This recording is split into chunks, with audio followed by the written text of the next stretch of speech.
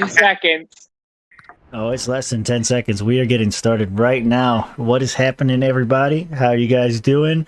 Welcome back to a Swamp Creatures podcast, episode 4. No guests today. The only show with the 2-drink minimum. Is it the only show? I don't know, but well, I'm gonna pretend like it is. Welcome back to the Swamp Creatures podcast every Friday. Holy hell. Every Friday at 9 p.m. Eastern. We are here tonight. We have no special guests tonight. We got 2 guests coming up at the next 2 shows, but we're going to carry on with tradition here. We're missing a few members. We got a couple guys at Yal Revolution, but Robert is the only one with technology enough to bring it to you live. So we're going to go around the table. What is everybody, who's here, and what are you drinking? Josh, you're up. I'm Josh. Here again with the king of beers, but we put it in the mug tonight. Getting fancy. Going with fancy. It. Uh-huh. What's up, Mara? How you doing? Doing pretty good. I was actually in Leesburg today. God awful place. I wouldn't condemn my worst enemies to fucking Leesburg. God damn. It's right over by the Villages. Tom Woods lives nearby. It's not that far. The Villages is good. Yeah. Leesburg is not. I went to the Home Depot in Leesburg. They were fucking out of spray paint. Well, there's a lot of vandalism there, you know.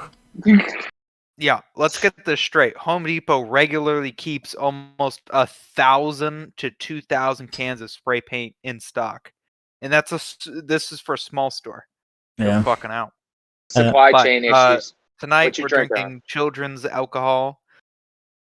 There you go. Token college student. Yeah, resident virgin. The FAA is gonna fucking see this and revoke my pilot's license. Nah, they don't care. If you stop saying that, you know, they might not even know. Oh yeah, we're going around the table right now. Shut up, Joey Ferguson. I see you. All right, Rich, you got a little robot AIDS. You're frozen right now. Try and say what you got, and we'll see. Oh, he's got fuck. That's what he's got. Yeah. Terrible, dude. Terrible. No. I got some Puerto Rican moonshine.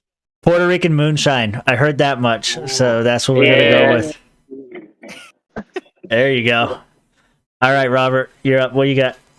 Well, I can't leave this room or else they'll lock all my shit in it.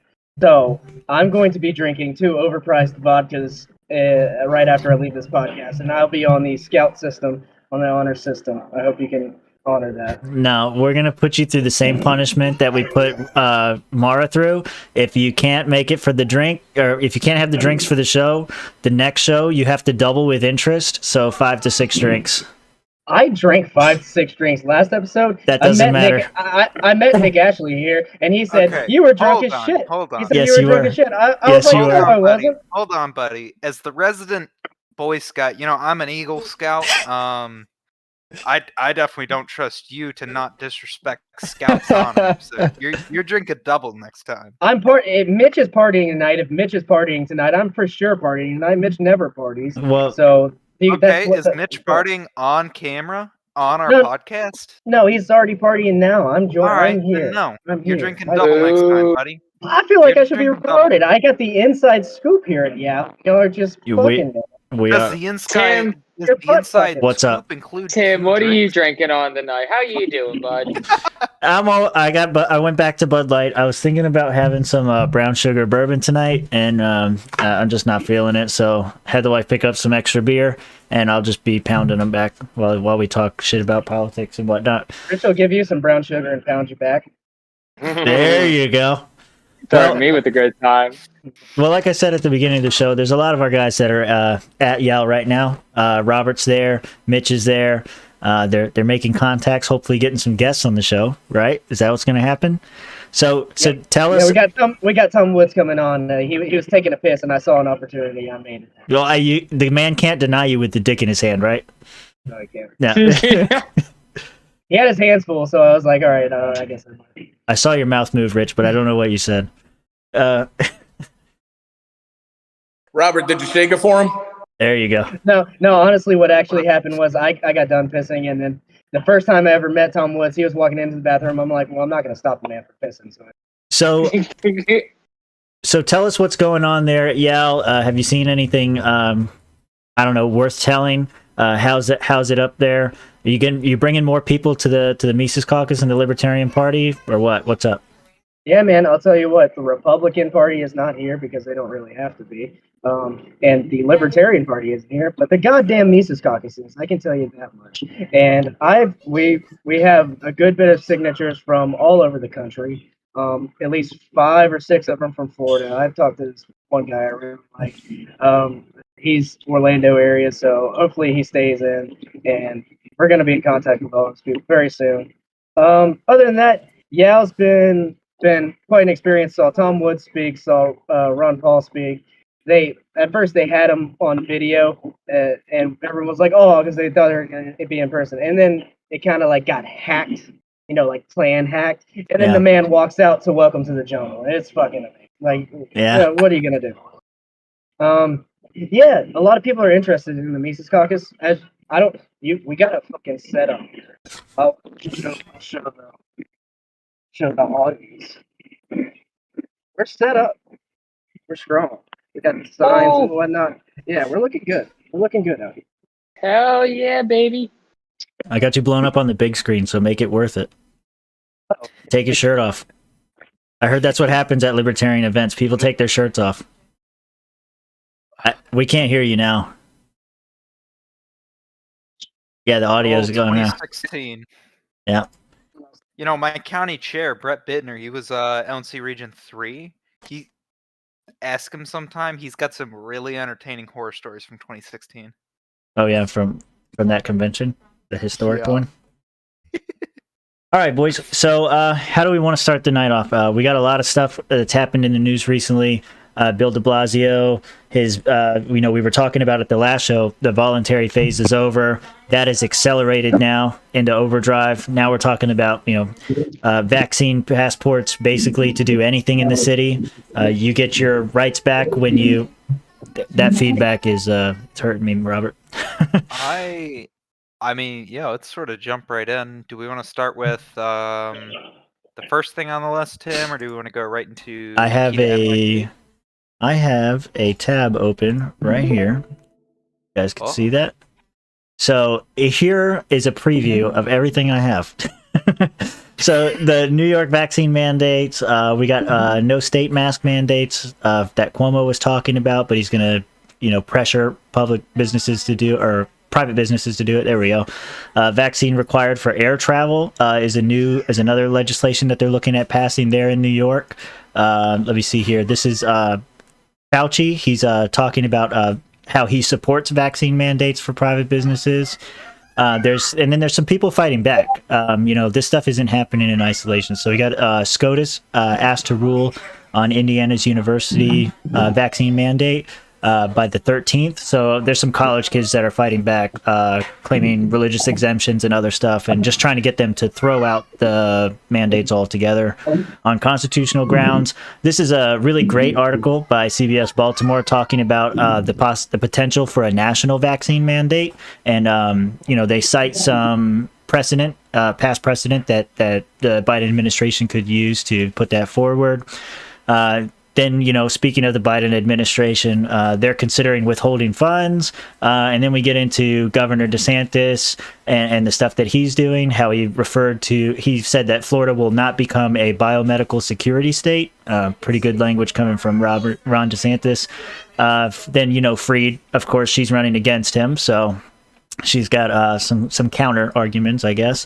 Then, some more stuff about the eviction moratorium, some money that has not been used yet. There's $43 billion in that we can talk about.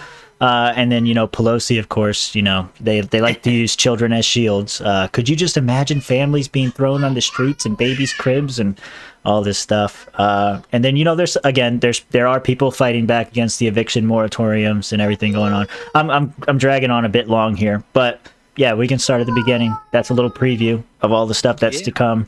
I think one of the first places we should start, since we have Cuomo on our, since we have him there, we should, hold on, I have to pop this out like this. So let's start with killing Grannies, and we'll move on to Smackin' Fannies. Well, actually, we're going to start with Smackin' Fannies, and then we're going to kill some Grannies. Right. Andrew Cuomo, I hate to say it, but this doesn't come as a surprise. And let's be real. On Twitter, even a lot of people, Joey Ferguson is saying it in the YouTube chat, Cuomo sexuals, back when everyone was circled, around Andrew Cuomo because he was taking leadership in restricting our liberties for a virus with a 0.0 something death rate.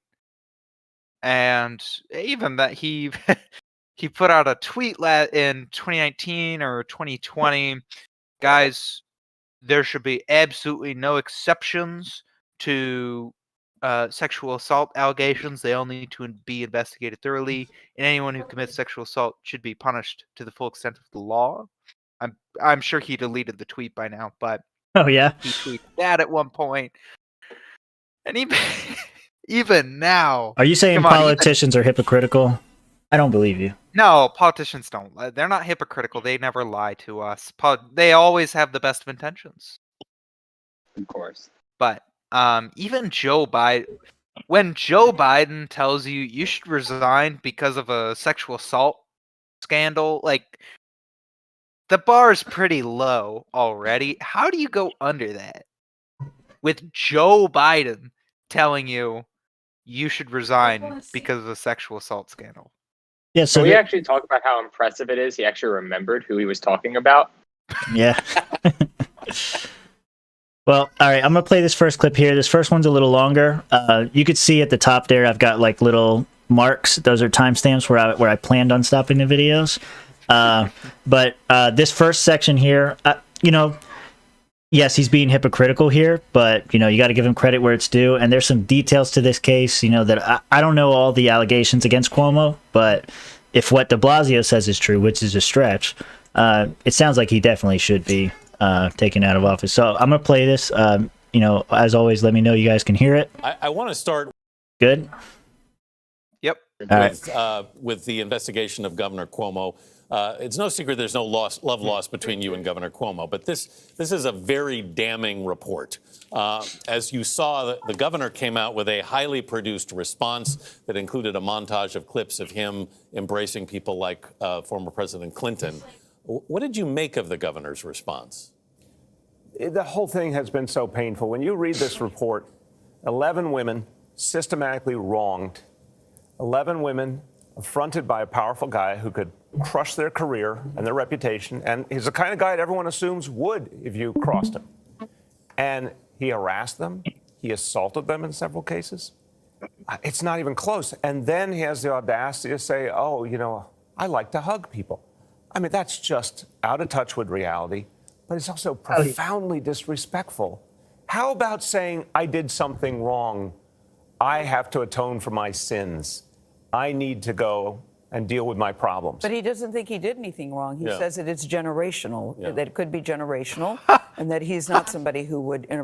Wait till the generational stuff comes up. Putting your hand up a woman's shirt and touching their breast is not generational. I know plenty of guys Agreed, who are dude. older Agreed. who would never in a million years do that. Broken clocks right twice a day. Women Oh my Lord! And leering at them. And this is not acceptable behavior. It's not even close. Yeah, so I wanted to play that first part there to kind of give everybody like a perspective of the sort of allegations that are against that are going against Cuomo. And yeah, it's hypocritical of Cuomo, obviously. De Blasio is, you know, I wouldn't be surprised if in a couple years there are similar allegations against him. Yeah, but I wanted to... Bill de Blasio's, he's going to be out of office in by end of the year. That doesn't mean people won't come after him. So. Fair enough. He ain't gonna shoot higher. He won't be. Yeah, that too. Yeah. So any comments we want to make on this before we get into the COVID stuff, or is everybody pretty satisfied? I think it's universal. I mean, what more is there to say? Robert.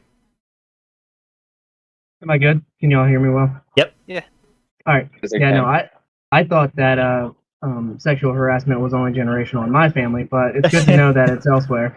And I don't know, it's just crazy to see the flip-flop from the left and right all the time. You know, us as libertarians, we can definitely pick that out better than others, because when we bring it up, everyone else is like, Republicans would be like, no, we were always against it.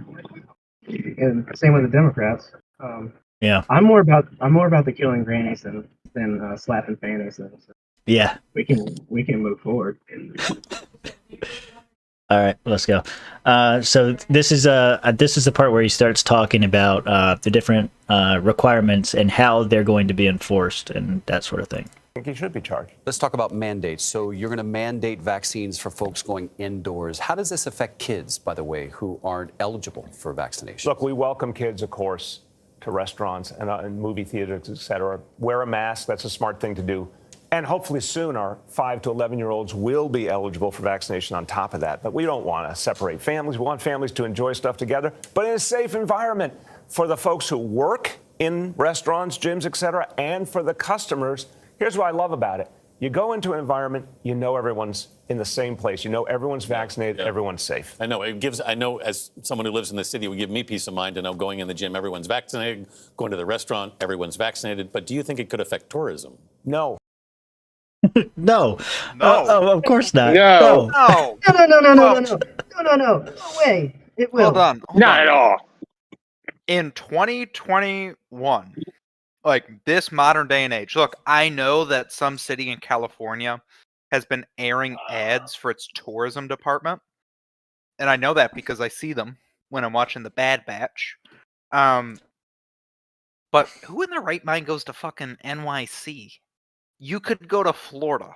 Well, now, I mean, pre-COVID, you know, New York was pre-COVID. NYC was a pretty cool place. I've been there before, right? Yeah, guess where I'm not going on vacation this year? Jersey. Or New York. Yeah. Pretty shitty. I was just there. Yeah. My condolences. Yeah. No, it's okay. You know, it's the same stuff with these guys. It's always the kids. It's always for the benefit of the kids, even though the kids are the least likely to get sick, the least likely to have serious complications, all this kind of stuff. And it's always so that they can feel safe. Well, motherfucker, I thought you got the vaccine so that you could feel safe. I thought that was the whole idea. I was having an argument with somebody about this on Twitter earlier today, and I was saying, like, you know, because Twitter's like the best place to go argue with retards. But I got an argument. Joe Jorgensen. Yeah, there you go. Sorry. I got in an argument with somebody, and I was saying like they were saying like, oh, we have to get the vaccines to protect other people, and I was like, well, if the other people got the vaccines, aren't they protected? Like, why does it matter if I get the vaccine or not? And this has always been the argument from the anti-vaxxers, been labeled that, even though I have so many vaccines. But this seems to be the talking point, the argument. We have to do it to keep everybody safe. We have to do it so that I feel safe when I go somewhere that I know you're vaccinated. This is the talking point. Well, you could still catch it with the vaccine. You can still get sick. You can still spread it with the vaccine. Yep. What the fuck does it matter if I'm vaccinated or not? I mean, granted, I will give them this. If you get sick and you're going out and you're going places and you're coughing on people and you're going to a restaurant or a movie theater, if you're going out anywhere and you're sick right now, yeah, okay, you're an asshole. If you go out while you're contagiously sick, you're an asshole. Hold on a second. I want to draw attention to something. I have Richard blown up on the screen really big right now. Are you in your fucking shower? No. This is my backyard over here. I'm in my living room. That looks like a fucking shower curtain, bro. It's my backyard. Okay. Yeah. All right. Go, Robert. I kind of have a point, and I want to make it before. Yeah, do it. I lose it. So. Oh shit. Say by some miracle, Sorry, go ahead. Some leftist is watching this, okay? Or some Democrat or what have you. You want to feel safe, so you want to mandate that everyone vaccinated in the room you're in or wherever, whatever public facility you want to go to. Okay, so let's take the opposite of that. Let's say Republicans are in control and we all want to feel safe, so we mandate that every single person has a gun. How would you feel about that? Bring back public dueling. Switzerland. All about actually. It. Public dueling or mandating guns? Mandating guns. Okay. Because they don't. Switzerland actually doesn't have. They have a. I'm trying to remember back to my econ project. They have like a voluntary army, but like it's night hours. It's I think the French Air Force that covers their airspace. But everybody owns a gun because, remember, Switzerland isn't super libertarian. Yeah. Their government is pretty laissez-faire. However, the culture is very conservative. So, I mean, nobody really protests the policy that you have to have a gun. But they do it, and it's basically just if Switzerland somehow goes to war, which they haven't been in since 1455, I'm gonna piss off somebody. Yeah. 1455, everyone, it's like Israel. They're gonna basically call everyone in. I don't know though, because I think of, to the point that Robert was trying to make, they're mandating the vaccines and they're getting behind it because it makes them feel safe. But is that really the mindset? Is it just like whatever makes me feel safe? Because obviously, like he was alluding to, they wouldn't be in favor of mandating everybody carry a gun. So there has to be a little bit more to it than that. Is it just like the blind faith in science and what Fauci says? No, let's be real here, man. Nowadays, everybody wants their side to win, and everybody wants their side to be the one. But that's what I don't understand. That's what I don't. Yeah, sorry. That's what I don't understand though. Is how is vaccines your side? Because your side is yielding the hammer of power and forcing it on the other side, and they've already bought into all the bullshit of if you're not vaccinated, you're evil and you're trying to kill grandma. Right. So that's all it is. That's all it boils down to. Is we're the evil ones who don't want to get vaccinated, who want to kill grandma, and if they force us to get the vaccine, it's just in some fucked up way in their minds because they've bought into all the bullshit and they're already in too deep to turn around and say, you know what, maybe I was wrong because these guys have contradicted themselves 50 different times. They want to have the moral high ground. Yeah. Yeah. Exactly. Because it's even from a libertarian perspective, it is really, really hard to argue against the moral high ground. Yep. Well, do we want to watch some more Cuomo or not Cuomo? I read Cuomo and I see De Blasio. Yeah. You want to watch more of this or? I think we've hit I think we're good on the Smackin Fannies. Now let's go to Killing Grannies. Well, yeah, no, no more Cuomo. Well, okay. Well, speaking of Cuomo, because he is doing some other stuff. No state mask mandate, but Cuomo considering making vaccines mandatory for New York nursing homes, hospitals, and teachers. So, more of the same. Even though he's not willing to go as far as De Blasio right now, there is a push to have these private businesses pressure them to require vaccinations. And so they're starting on like a state level, or they're starting on the areas that they have control in, right? So they're pushing for having state employees, government employees be vaccinated. So where do you guys stand on that? Take like public schools, for example, the teachers, mandating vaccines, like does the government have the ability to mandate their employees? It's not a private business. Like we might say that a private business would have the ability to do that, even if we disagree with it. The state? Yeah. Different? Same. You go. I would pose that the state has the right to from, I almost say a 10th Amendment perspective, though Mitch is going to tear me a new one for saying that, that the state has the right to mandate their their employees, I guess, to get vaccinated or to wear a mask. I don't think they should, but if we're talking about what do they have the right to do, yeah, I think they certainly do, just like any other employer has the right to, on paper at least, has the right to mandate their employees to do so. Now, if I was... I think Robert wants to jump in. Yeah. You're right. I mean, the framing of the 10th Amendment allows them to, but it also allows them not to. And it allows them to make laws preventing mandatory vaccines for the state employees and private employees. I was hearing this fine young woman who's a representative in Montana, youngest woman representative in the United States right now. She was saying that they passed bills saying that no matter what the federal government mandates, within Montana, you do not have to be mandated by the state or a private company to get a vaccine, to wear a mask. So that's one state that's doing it right, Montana. And I wish I could remember her name. She's awesome. I'm gonna grab her at some point this weekend and be like, hey, not in the way that Cuomo did, by the way. I'm just gonna be friendly, hey, hi, how you doing? I'm a normal person, and you're doing great things. Hope you come on the swamp. Smack that Fanny. No, so okay, I want to read some quotes from Cuomo himself because go ahead, Rich. I was saying, just say it's generational. It's okay. There you go. Guys, my immunity is my natural immunity to COVID is generational. I don't need to get the vaccine. I'm sorry, I'm Italian, and you got the gabagool. I mean, hey. He says as he's eating his hot dog.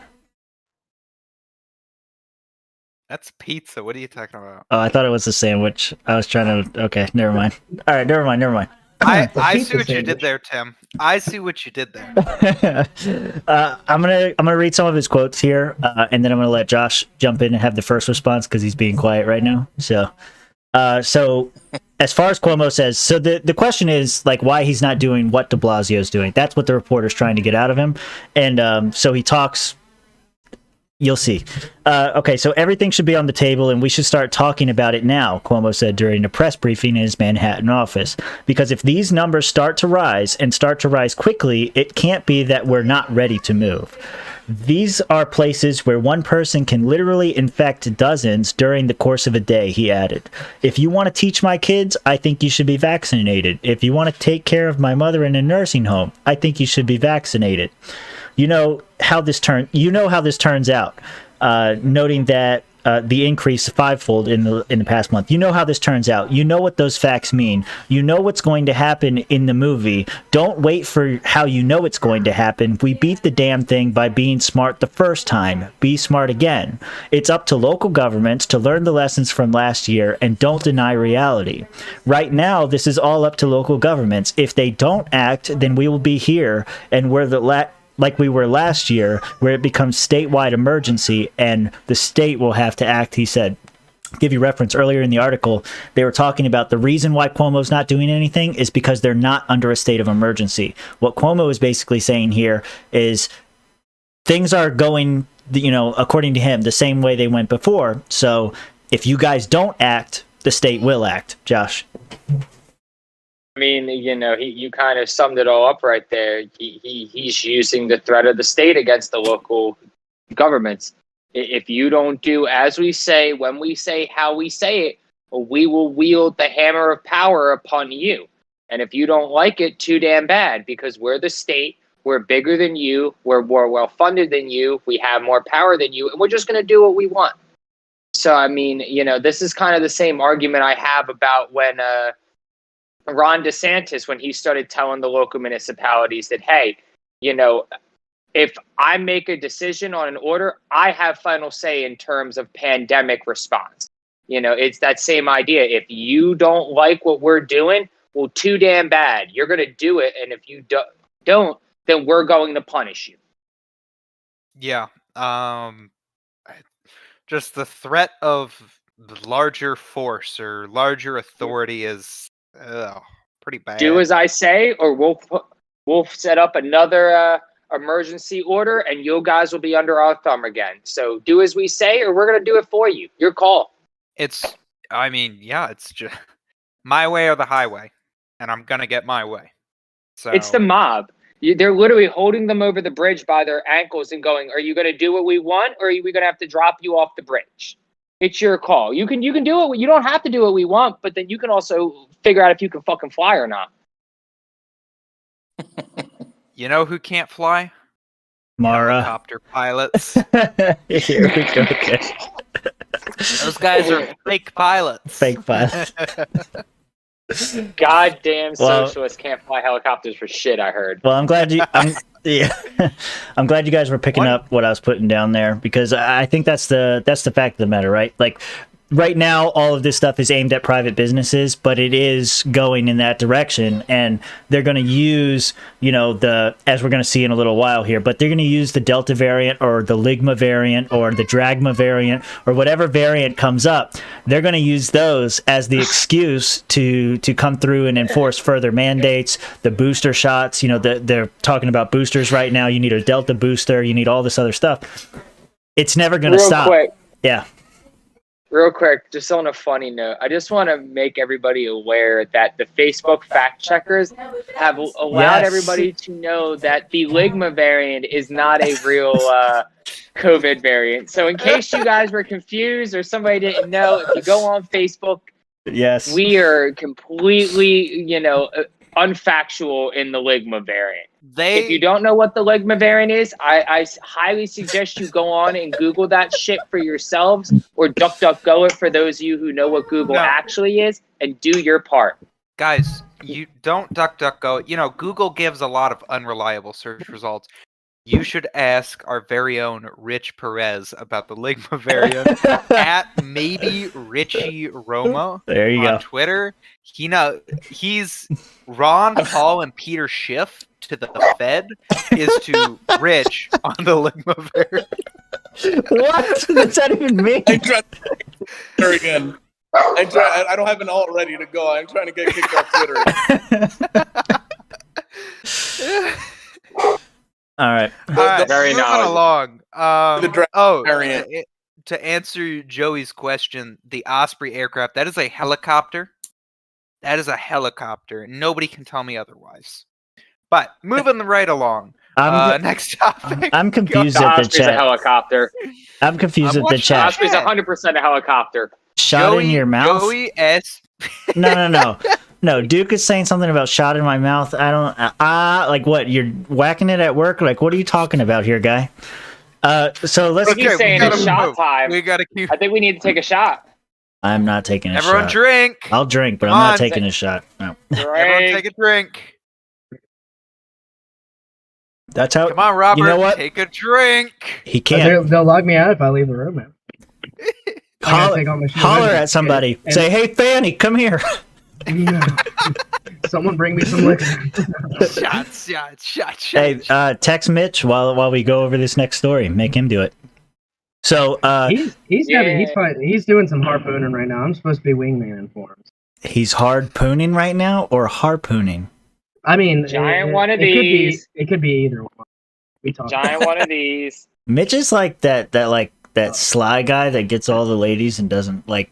You wouldn't suspect it, but you know, like the guys know, like that's the guy that's getting it all. He's got some stories. He's stealing from me, dude. Like I'm still trying. The supply and demand of pussy out there is why Mara's not getting laid because Mitch is out there taking it all. Supply is too low. It's not my fault, guys. It's not my fault. Mitch is fucking up Mara's supply chain over here. This isn't China. There's plenty to go around. Hey, Rob, did Mitch find Kennedy? Yeah, so that was Mitch did find I need Kennedy. another drink for this. Hold up. Hey, we'll let him tell the story next week. We'll let him tell that story himself. Next week. Save it for next week. I can tell it now. That's fine. All right. Spoiler alert. I mean, you've lost your storytelling privileges because you don't have alcohol. Ooh. No alcohol. I will leave. I will leave this podcast and go have a good time with Tom Woods and Ron Paul. No. I don't care. No. Wait, hold on. Hold on. You're choosing us over Ron Paul? We're just potentially. He might not be. I'm honored. Dude, the guy's. I'm honored. Dude, Ron Paul's like fucking 89 years old. The guy is not hanging around drinking with fucking young guns. He's in his room sleeping right now. Yeah, on like a serious note, when he was speaking, I was like, man, this is so exciting for us and probably him. I'm like, don't stroke. Don't stroke. And he didn't. He still got it. He did it. He'll be back for the Liberty Report tomorrow. He still got it. With Daniel McAdams. Yep. Very well. Yeah. So with Kennedy, she did a great speech. Let the hecklers have a little bit too much time, if you ask me. And then we caught her outside the conference room, and Mitch and I were like, "We're the Mises Caucus. We want to thank you for having Dave Smith. Giving Dave Smith a good platform on Fox." And then a guide dog, comes up behind us, like leading this blind guy around, and she like turns my shoulder, like touches me, and like kind of like looks over, and I'm like, "Shit, lost her." We lost her, and then like 20 people started taking pictures with her. Couldn't get it edgewise. She definitely cold stone. Just was like, we don't want to talk to you right now. Wow. Yep. So let me see if there was anything that I want to talk about with these people. Okay, so Fauci, this fucking bitch. Are we tired of seeing him yet? Can we just stop talking about him? The problem is giving him a platform. No, not true, because he's technically the chief medical advisor for the Biden administration. So okay, I know, but god damn it, I don't want to fucking hear about this guy anymore. This is something Kennedy said, and I think it's good. Like, if you go to a doctor and he gives you a bad opinion, you can go to a second doctor. Like, why can't we get a second doctor? That made so much sense to me. It's like, why can't we get a second opinion? No, you have to agree with the current administration's narrative. You're not allowed to disagree. This is the state-sponsored opinion, Rob. You don't get a choice. Yeah. Yeah, questioning Fauci on science and truth. Yeah. Shut up. Get the jab. Eat the bugs. Get in the pod. Get chipped. Enter the matrix. Fuck you. Speaking of getting chipped and stuff, I shared a comment earlier. This shit in New York, especially, sounds a lot like the fucking Mark of the Beast. You have to have the Mark of the Beast to be able to buy or sell, or you're not allowed to participate in normal society and stuff. I'm not a big Bible guy myself, but you're like following a playbook here, and it's pretty fucking scary. Anyway, so getting off of that serious note, let's listen to Fauci for a second. I've got two clips here that I have marked out One's 30 seconds and one's a minute. We'll start with the 30. I don't remember what they were because I've, what am I? This is my fourth one right now. So let's go. As long as you have virus freely circulating in society the way it's doing now with 100,000 cases a day, you give ample opportunity to the virus to continue to mutate. And it is conceivable, I hope not, but it is conceivable that could mutate into a variant that's even more problematic than the Delta variant. So I'm concerned on two fronts, on what's going on now and what could conceivably happen if we don't get control of this virus. Yeah, so I think the point that the reason why I marked that out was this is what we were talking about before. Like, it's not going to stop with the Delta variant. It's going to move on to the Dragma and the Ligma or the whatever other kind of variant that they end up coming with, and that's the just AS4 variant. That one came out of Japan. Gotta be real careful. Yeah. And then they will actually call it Ligma, and then the Facebook guys will have to be like, "Oh shit!" Like the audacity of this, the Lion, the Witch, and the audacity of these fucking people. It's insane. The audacity of these people. Dude, who are these people? They won't hesitate to do some shit like call it the Ligma variant and then act like they never said that the Ligma variant was bullshit. Like they would not hesitate to do some shit like that either. Dude, they'll completely change the definition of what Ligma is to suit their purpose too. They won't even keep it. They'll tell you that that's always been what Ligma is. You just don't know any better. You're retarded. I hope they name it the Ligma variant. I really do. I will switch, go into medical school, go work for the NIH just so that in 100 years when we have our next big COVID, I can call it the fucking Ligma variant. Please do. You're awfully ambitious to live to like 128, bro. With advances in modern medicine, there's no surprise if I could live to maybe even 300 years old. Yeah. Yo, please don't. Was that an Alex Jones quote? It sounded like one. That's Talladega Nights, Ricky Bobby. Okay, yeah, there it is. Okay. Close enough. Yeah. Close enough. Same thing. Will Ferrell, Alex Jones. I heard the quote somewhere. I heard the quote somewhere. I figured Technocracy Jones. I thought I had it lined up. Technocracy Jones. God damn gay frogs. All right, so let's keep it going. This one's a minute long. Vaccines. Would you advise corporate businesses to institute a vaccine mandate? And if they don't, should they at minimum have a mask mandate in the counties with high transmission? Of course. Well, there's no secret that I feel that we should not have central mandates from the federal. Hold on. Did anybody know that he is against central mandates from the federal government? Because I would have thought that he's all for them. Yeah, it seems like he's for them. Yeah. I don't know. Fact check, not true. Fauci is lying about his own personal beliefs. Seems like a pretty easy, toss-up question from Bloomberg. Yeah. Like, hey, Fauci, what do you think about this? Frisbee pass. Well, I feel like he's there's now more just to this saying clip, yeah. that to appease, as I saw in one article, the civil liberties lobby.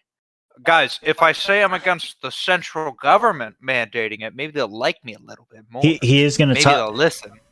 I remember why I saved this clip now. He's about to say something about civil liberties and your libertarian beliefs. So here we go. All right.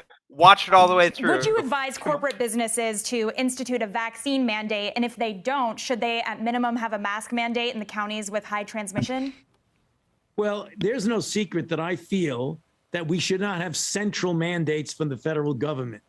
But given the fact that we are in somewhat of a very difficult situation with the accelerating cases, I would encourage private enterprises to seriously consider the idea of mandating vaccination in the enterprise for which they are responsible, whether that's a university or a place of business. I am one to say you've reached the point now that this is a public health issue of a great deal of seriousness. So we need to do whatever we can. I know people don't like mandates for them to do things that they feel encroach upon their individual liberty. But in fact, when you are in a public health crisis, sometimes you've got to look out for the good of the community as well as your own personal libertarian views. Oh! So I don't know when he references things like your civil liberties, your refusal to do things that you have to do, and your libertarian views. Look, man, I think Dave Smith and other people in the Mises Caucus and whatever bringing attention to this issue has really reached somebody for him to say these things. You know, if doctors ran the world, if doctors were the only ones in government, because my parents have taken microbiology and they tell me all the time germs are everywhere, they would be having us wear gloves, like 2 gloves everywhere. You'd have to glove up every time you touch something new. To me, Yep. This is like what Tom would said back, in the day. They don't know the best way to tell you how to live your life. They will call you non-essential based on who's lining their pockets, big companies. And by the way, big corporations are going to be the ones enforcing this. It's not like there's going to be a Cato article. Oh, wait, there already was. Vaccine passports are okay if private companies do it. No, it's not. So we have to fight against this rhetoric. We have to say, hey, it's not okay. It's fascism is what it is. It's blatant tyranny. Yeah.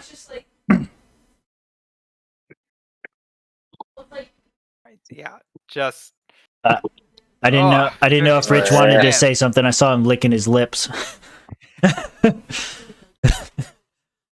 Seems like an issue. It tastes good. Holy shit! Put that glass in front of the screen again. That shit is almost empty, dude. You got to go get some more Puerto Rican moonshine. You're almost out, son. Yeah, I don't know, man. I had a long day. Yeah, I I don't know about the rest of us here, but I'm starting to find it kind of disturbing that we keep getting name dropped very often by people, and it's not for the right reason. You know what, man, though? What? Like, yeah, no, I feel what you're saying. Like, we're being targeted by the enemy. And at this point, like, dude, just fucking bring it. I'm so sick of, I don't want to blow up on this show because I did it in my truck last night. Yeah. Look, bring it, man. Like, I'm so sick of these mandates. I'm so sick of people not taking this shit seriously. I'm so sick of people not with the right energy coming at this. They don't think it's a big issue. They think it's all a fucking game. You know, all of us are members of the Mises Caucus. That's why we joined the Libertarian Party, because these people are fucking playing government instead of trying to disrupt or distort or shut down or take over government. Like, I'm gonna reserve my anger for another time, but yeah, well, let's put this in plain English for the average American person. You've got big corporations, you've got big pharma, you've got big government. They're all getting together. Oh, and let's not forget big tech, and corporate media. And they're all getting together, and they're all getting on the same page. Okay, they're using taxpayer money to pay for all of the funding for any of the stuff that they had to do to develop the vaccine, and then they're using taxpayer money to pay people to give the vaccine. And guess who's profiting off of that? It's the Modernas, the Pfizers, the Johnson & Johnsons, the AstraZenecas. They're going to pocket. They're gonna pocket, and they're gonna pocket, and then it broke off. Robert, they're gonna pocket a shitload. While we wait for Rich to come back, Robert, who are you talking to? I was talking to Spike Cohen's social media manager. Apparently, he didn't get the invite from y'all. So she's here to network and make connection for him. By social media manager, do you mean the wife? Bring her over. No, okay. He's not Tasha. Tell Tasha I said hi. Well, you should have brought him on. Anybody is welcome to come on the show. Anybody. Yes. Archie Flowers, Yeah. John Hudak, anybody. Hey, if you want to come make an appearance, you can. I just have one requirement. If Tasha wants to come on, I need her 5-fight parlay ahead of time. Yeah, no. If Tasha Tasha Cohen wants to come on, we're definitely ordering UFC and streaming it. What did? illegally and having like watching her watch it. Okay, Who is this person? Who is this person? You guys get the. She's gonna introduce herself. Okay, and okay. You guys can ask She's her got blue questions. hair. Damn it. Are you ready? Shut up, Tim. What's up? How you doing? Good. How are you? Not bad. You managed Spike Cohen? That's got to be a task. Yeah. Well, not really. So we kind of keep each other in check. Oh yeah. So he sometimes comes to me like, "Can I tweet this?" I'm like, heck no. Then sometimes I'll go to him and ask if I can tweet something. He has to be more based. You have to allow him. Let him do it. No. Yes. So after the campaign, definitely a shift in more being cool. Yes. The campaign mode. But there's still a few little limits. Ask her. Hold up, real quick. I'm sorry, but you didn't introduce yourself. Please do. Let us know who you are. Give everybody a name. Yeah, I kind of started off with questions there. So I'm Caitlin Cloven. I'm Spike Killin's communications director. I do all the social media. I'm also a consultant in the party for communication strategy, political strategy, anti-campaign. Awesome. All kinds of shit. So yeah, I'm happy to be What, here. Start working with state. What state? So I'm based out of Ohio, but I do stuff all over the country. Nice. For consulting. Yeah, I'm not picky with states or anything. I travel a lot anyway. Florida's the best state. You can say it. It's fine. We accept it. It's not as hot as I thought it would be. Yeah. There's a lot of lizards. Which one ran up my leg earlier. The lizards run Florida. You know more enough to ask you about the weather. And so, when did you start working with to ask you about the weather? No, we're not asking her about the weather. Guys. No, fuck you, dude. Wait, can I ask a question? Yeah, ask. Right. Go. I need you. Can you go on Spike's Twitter and tweet, quote, at Stevens for Liberty, No, helicopter fuck pilots you. are not No. real pilots, unquote. I can. I don't think I'm going to. She physically can, but she's not going to respect your request, I dude. literally pulled up my phone, but I don't get away with that one. Is the Twitter password MAGA 2020 exclamation point? It's not. It No. is not. Well, while you are here and I have your attention, I would like you to plug the Mike and Spike dinner coming up on September 3rd, as well as the Mike and Spike Gator Boys event. If you could, please and thank you. I did not know about that event until just now. So why don't you tell now us about you that do. event? Spike isn't telling his social media manager what the hell he's doing next. Like, when is this? No, Next month? I have a calendar. Well, I haven't looked at September yet. Oh my. Wow.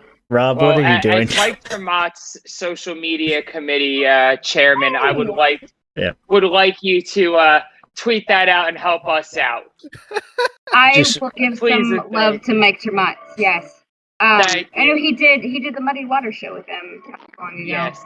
I consulted briefly on the campaign as well, and he's a good dude. I really like him. Is Spike allowed to get drunk with a bunch of random people from Florida and talk shit about politics?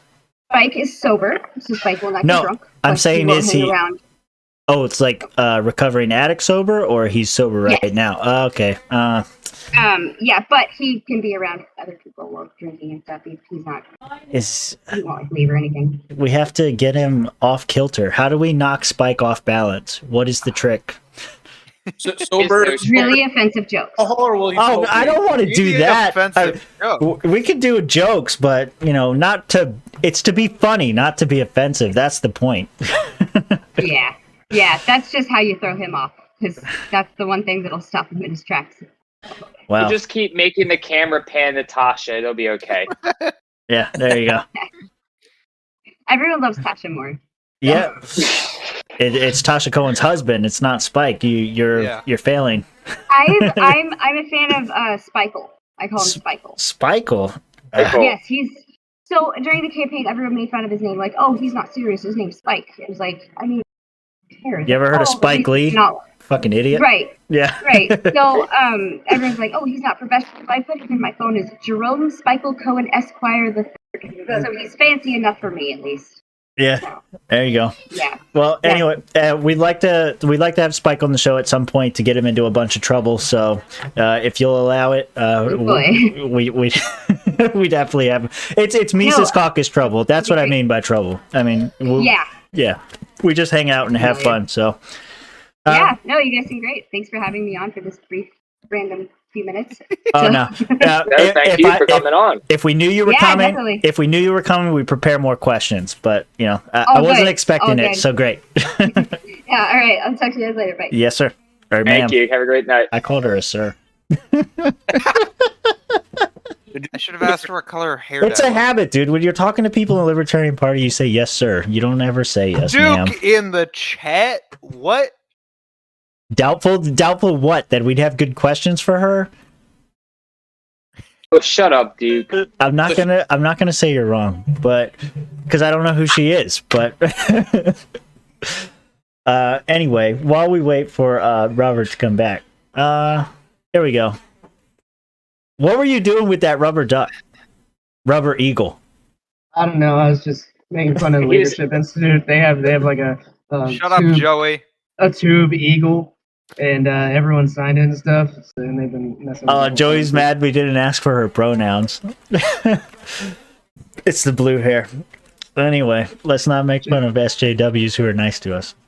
She's got a boyfriend. That doesn't mean anything to me. When did she get that problem? Robert's not allowed to laugh because she's like 10 feet away from him. Sorry, Rob. Okay. He's like, yeah. Hey, I am gonna head out. I'm glad I could make it for a little bit. Is there anything you want to ask about Yao? Where I go? I just have a comment. have you go? I have a question. He has a comment. Go. I'll see you next episode with count them 5, 1, 2, 3, 4, 5 drinks. Got it?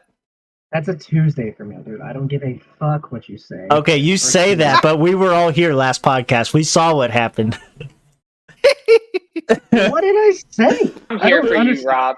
I don't I'm here get for you. I don't get the issue. I thought I was making excellent points. Apparently, I was sounding like fucking. Have you watched it back yet?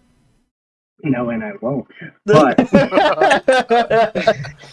but I'm sure the Florida bar people who are looking at my character fitness will, and I hope they enjoy it. We don't never say your last name. You're just Robert. You don't exist. Yeah, no, that's true. But it is on my social media, so they can pour through hours and hours of podcasts. I do podcasts by myself, so they can do that if they want.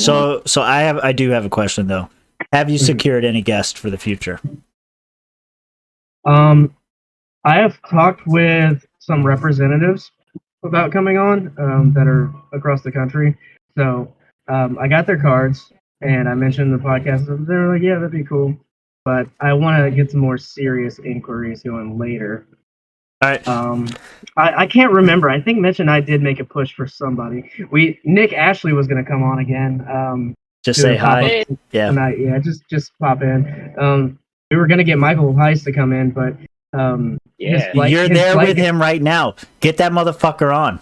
I have serious questions for Heiss. Okay, fine. Yes. Wait. Hear him out. Yeah, his flight got canceled, and he tried everything he could to make it, but he couldn't make it. He's pissed about it.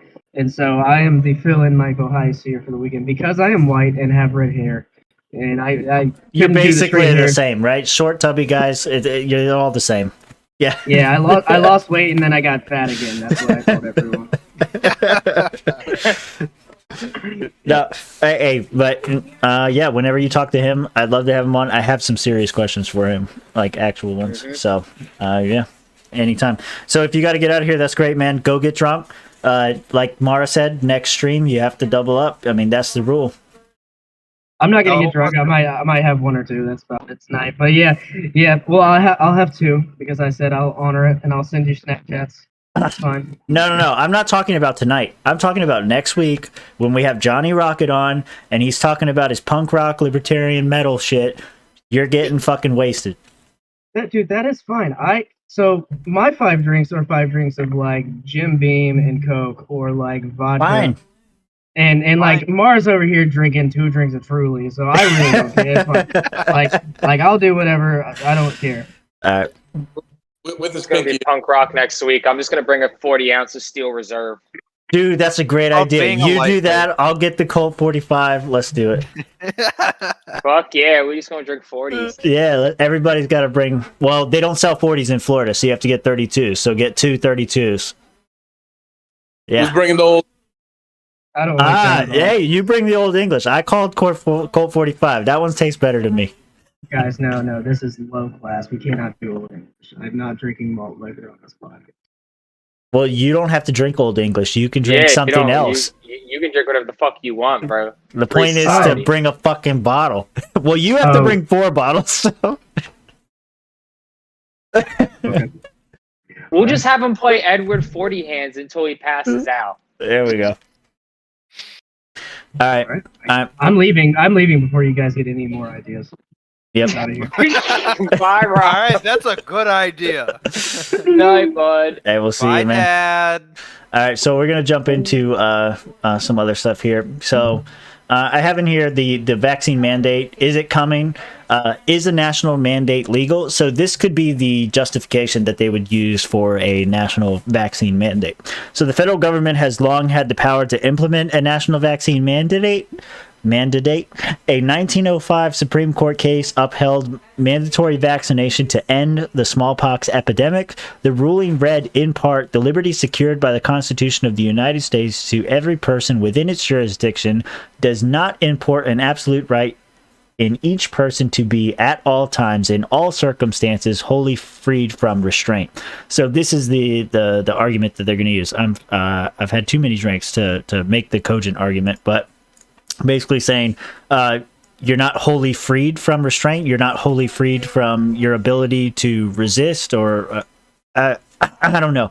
The point is that they're going to cite some old ass case about smallpox to require vaccines on you in the future. Now, it's important to point out here that the Biden administration and this person, the CDC director, says that they are not going to enforce a vaccine mandate, that this is not in their plans. They're definitely not thinking about it in the same way that the Federal Reserve is not thinking about raising rates. Like, they're saying these things, but I don't believe them. What say you? Yet this is yet another thing that the Biden administration during the campaign season said, no, we're not going to do that. And he said that exactly like 2 days before the election day, election day. He said 2 days before, guys, I'm not going to mandate vaccines when they come out.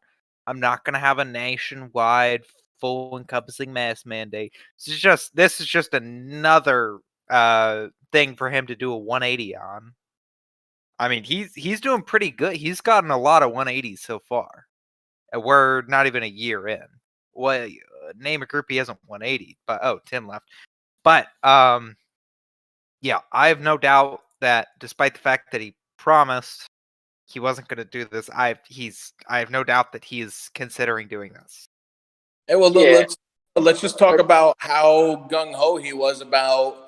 We got to make sure that the vaccine's safe, and we don't know if the vaccine is safe before the election. But now that he's president, it's no, don't worry, the vaccine's safe. I promise. Like you said, he's done so many 180s that I don't even know which direction he's fucking facing anymore. He's done so many 180s. It's no wonder that he's all incoherent and he looks like he's about to fall over at any given fucking moment. Like, I just don't I don't trust him, man. Like, if they say they're not going for it, I don't fucking trust them for one goddamn second. All they have to do is wait for the Echo variant or the Foxtrot variant or the Ligma, Dragma, whatever. They're just going to wait for the next variant, and then they're going to push harder and say this one's more contagious. They're going to look at the spike, the initial spikes. I mean, like, dude, here we go. You guys. New York, 100% a testing ground right now. They're going to see how it does in New York. And you know what? If it passes through in New York and New Yorkers don't finally grow a fucking set of balls like they used to have at some point, even in my own lifetime, New Yorkers used to have balls. Now they don't. Only the women up there, apparently. But we won't that. So look, I've got it pulled up here. So they're talking about doing these vaccine mandates and requiring people to have the vaccine to be able to buy or sell or all this kind of stuff. These are the current numbers according to Google and the New York Times right now for what's happening in New York. The average cases per day on a 7-day rolling average are 1480. Let's look at deaths because that's the important number. Fucking 6. 6 people out of fucking, like, how many people are there in New York? Like 30, 50 million, something like that? Some ridiculous number. 6 fucking people. And they're using this as the justification that we need to put all these restrictions on everybody. So them saying like, oh, we're not going to do it right now or whatever. Bullshit. There were 2 deaths on 2 days ago. There were 2 deaths. And they're pushing all this shit. I want to make go ahead. You know the world is in a fucked up place when Dave Smith tweets unironically, okay? This wasn't even a joke from a fucking comedian, okay? This was completely unironic and 100% serious. He said, I wish New York would have the intelligence of Florida and the bravery of France. Yeah. Unironically. I feel duty bound to you made a factual error there. 7-day average of 6. That's 7 times 6. The actual death count, I believe, is 42. I never said that it was the total over 7 days. I said it was the rolling 7-day average, which is what it is. So take your fact check and shove it up your ass, boy. Yeah. No, guys, I'm sorry. I'm applying to Facebook pretty soon. I'm trying to get into the. Oh my god, dude! Is there anything that you're not doing? Hey, so let's start a pool, right? Once they start locking people out of, living their everyday lives, and obviously we all know, minorities for the most part are the ones who are not taking the vaccine, right? It's we're amongst the highest population of unvaccinated. So how soon do you think that they're going to try to turn it around and say that it's some sort of systemic racism and that the government needs even more power so that they could kill the systemic racism that, the poor minorities are unvaccinated and they're being left out of everyday society? How long before you think they flip that motherfucker around? Hey, Tim. Yes. Just a suggestion. Maybe don't click on a crime statistics document. I don't want to get banned. What the fuck? Why? What are you talking about? Look, he's asking. Okay, so somebody in the chat asked, because we were pointing out that 2 people have died yesterday or whatever from COVID vaccination, or not COVID vaccinations. That's some misinformation right there. Don't believe that. No, 2 people have died due to COVID or whatever in the last day. So Joey Ferguson, one of our loyal chatters, asked how many people were shot in New York, or how many people died in New York to homicides, basically. What does it say? How many people were shot? Yeah. How many people were shot? And so I was looking. So for the month of 2021, I saw something earlier. Where the fuck did it go? Anyway, it's like 30-something people in a month or whatever. So, basically the point stands. More people are getting shot by gang violence or whatever it is than are dying from COVID, but that doesn't elicit the same response. I think that's the point he's trying to make. But, yeah, I just wanted to look it up to see if it was true or not. Anyway, so let's talk about Ron DeSantis, because we're a bunch of Florida boys. And there's stuff going on here, and we need a moment to... Jersey boy. No, he's they're half where the people on here are Jersey boys. Where were you born, Mara? I'm sorry? Where were you born? I was born in Tampa. Oh yeah, okay, that's cool. I was born in Miami. I was raised in Tampa. You guys were both born in New Jersey? Patterson, New Jersey. Voorhees. Yeah, all right. I just didn't know that. I wanted to know. Anyway. So I've been down here about 9 years now, bro. I'm a fucking Floridian. Fuck. 9 years? I'm just 9 possums in a Hawaiian shirt. I don't really a person. Is that the shirt you're going to wear to the Tom Woods 2000 event? If I was going to be there, absolutely. Are you not? We've had this conversation, boys. I have another wedding I have to attend the same day as Tom Woods 2000. I've been telling everybody since LPF convention. Boo! I know. I'm upset too. Who's your boy? Is he a good boy? I think that sounds weird, but is he like tell that motherfucker to change the date or have the wedding at the 2000 event or something? Like, I'm kind of hoping he does because he lives in New Jersey, so I'm hoping they get fucking COVID mandated and he can't have it for like an extra couple of months. Yeah. But this is somebody I've been friends with since realistically middle school, so it's not often I get to see one of my oldest friends get married for the first time. All right, so we're gonna watch this. This is a 2-minute thing here. I think we should like implement some kind of rule for like every 30 seconds that a clip is, we should have to take a drink. I already had my 2 drinks. I don't want to get up. Dude, fuck you. Keep drinking, pussy. I hate you. All right. Yeah, where's your drink, Rich? What are you doing? There, you guys can hear, right? So just listen. Joe Biden also believes that enlarge it on the stream, dude. What are you doing? There, happy? All right. You are not enlarged on the stream. You have a delay. You have a delay. Don't worry. All right. Okay. Joe Biden also believes that vaccination This one's should closed. be mandated by force of government and that you should have to show vaccination status to be able to participate in society. Now, Florida, we're very proud of our Seniors First strategy. You look at the mortality in nursing homes among seniors, it's declined dramatically. But we said from the beginning, we're going to make it available for all, but we're not going to mandate it on anybody. That's ultimately an individual's choice to be able to do it.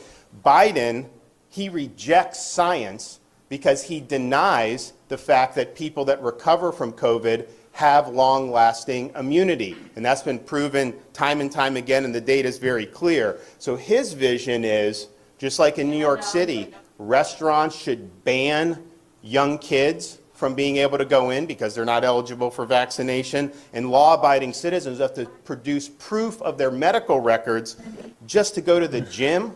It gets better here in a second. Just hold. Or just to participate in everyday society. He wants that, but yet if you want to vote, he thinks it's too much of a burden to show a picture ID when you're voting. So no voter ID, but have to show your medical papers just to be able to live in everyday life? Give me a break. And so I think the question is we can either have a free society or we can have a biomedical security state. And I can tell you, Florida, we're a free state. People are going to be free to choose to make their own decisions about themselves, about their families, about their kids' education, and about putting food on the table.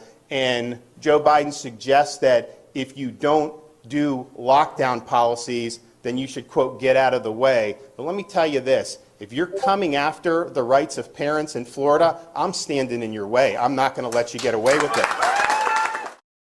Dude, it is hard not to like that fucking guy.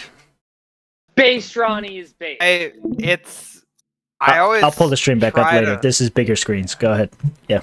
I feel like a lot of us there's not a huge difference between Republicans and Democrats, but oh my lord, DeSantis has been really, really good recently on the current issues that really matter right now. Yep. And like he literally just said what I think, in my opinion, is the correct response. We're going to make a vaccine available to the people who want it. If you want it, good on you. I think you should get it. But understand the risks with it and don't force it on anyone. Just phenomenal. I love it. I gotta say, he's been really, really, really fucking good on a lot of things. There's still a small handful of things that I want to see him get better on, or even just do something about, like, Second Amendment. If he could do something about that, I'd be super happy. If he would just take any action whatsoever on it, that would make me happy. Don't say that, because it could be red flag laws, so you don't want that. Well, things like taking positive action for, Second Amendment, decriminalization, school choice. I mean, I think those are 3 issues that if he was to do just, even if it was just a few small steps I'd say that he got an overall good grade in my book, at least. Overall net positive, not net negative. And when you're comparing to the garbage that's out there today, that's leaps and bounds absolutely fucking better than everything else that we have out there today.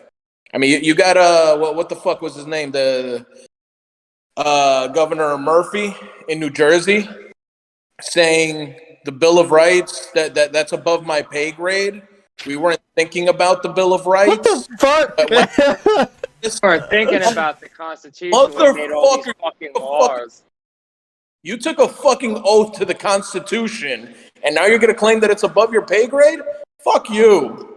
Hell yeah, he don't have to listen to the Constitution, man. He got voted in as governor. He gets paid to lead, not to fucking read.